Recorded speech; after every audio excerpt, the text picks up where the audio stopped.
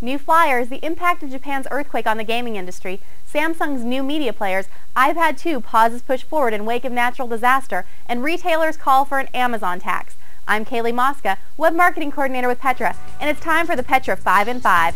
I've lined up the 5 hottest electronics news stories of the week. Let's get ready to knock them down.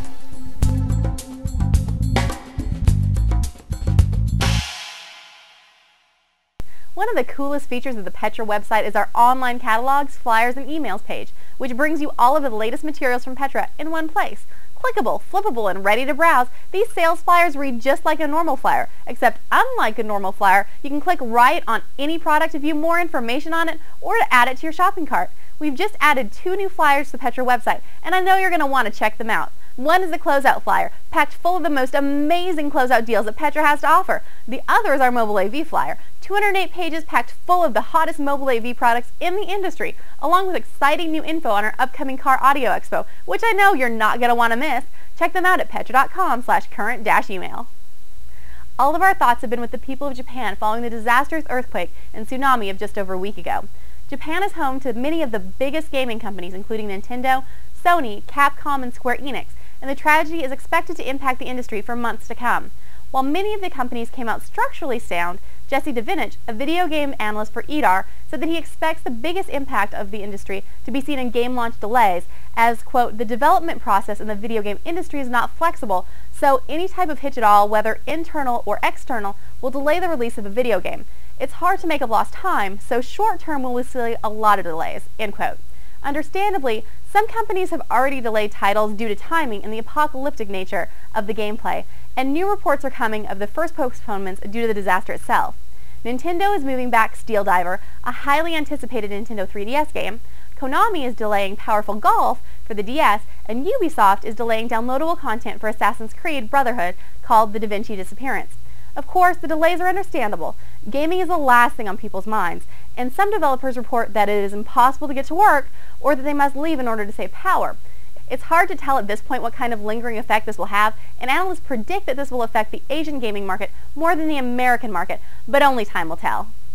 Samsung Electronics America showcased a broad spectrum of home entertainment, mobility, computing, and digital imaging products in New York last Wednesday, the standout of the event being a pair of Galaxy-branded portable media players, aka PMPs, that join the Galaxy family of smartphone and tablets.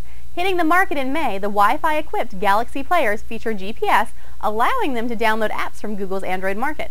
With 2 models, one with a 4-inch screen and one with a 5-inch screen, the PMPs are targeted at kids who don't need a smartphone with an expensive data plan, so to complement a basic cell phone, or consumers who mainly consume media, browse the web, play games, and participate in video or VoIP chats.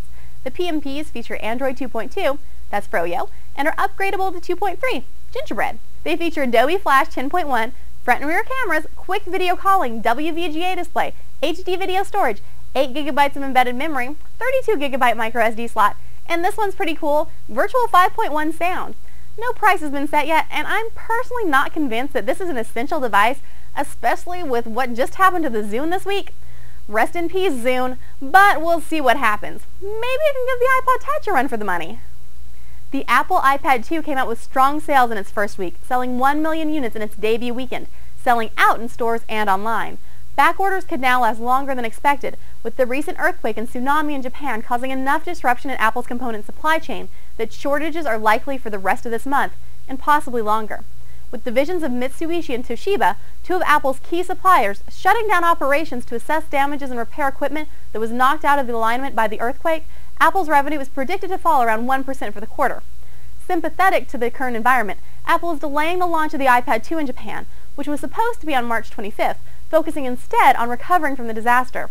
The Tokyo Apple Store has been praised for its efforts at helping the Japanese public during this time, allowing customers to use the internet and Wi-Fi to read news and search for loved ones, even after store hours, bringing out chargers, surge protectors, and cables to help them keep devices charged. And in this time of need, this wasn't even just for iPhone users. Even Androiders were let in to access the store's Wi-Fi. What started out as a mom-and-pop-led effort has ballooned, gaining the support of several big-name retailers, all banding together in a nationwide campaign led to require Amazon.com and other online retailers to pay sales taxes. Best Buy, Walmart, Home Depot, Sears, and Target have joined the fight with the Alliance for Main Street Fairness, targeting states with budget deficits which are seeking new revenue. Currently, only merchants who have a physical presence, such as stores, in a state have to collect taxes, which for Amazon is currently Kansas, Kentucky, North Dakota, its home base of Washington, and New York. Retailers recently pushed for passage of a new law in Illinois 2 weeks ago, forcing internet retailers to collect sales tax if it employs marketing affiliates in the state, similar to a New York law that retailers want to replicate nationally. It'll be interesting to see what this does to online shopping as a whole, as there are many shoppers who pick the convenience, free shipping, and no sales tax over going to the store any day. But tack on sales tax when you're not used to having to pay it? That's your Petra 5 and 5. Have a great week, and we'll catch up with you next time for more hot industry news.